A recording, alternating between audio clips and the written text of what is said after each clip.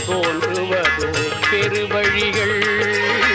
கருணை மழை பொழியும் கருவிழிகள் அந்த காட்சியில் தோன்றுவதோ பெருவழிகள் அமுதம் ஊறி வரும் திருவடிகள் அமுதம் ஊறி வரும் திருவடிகள்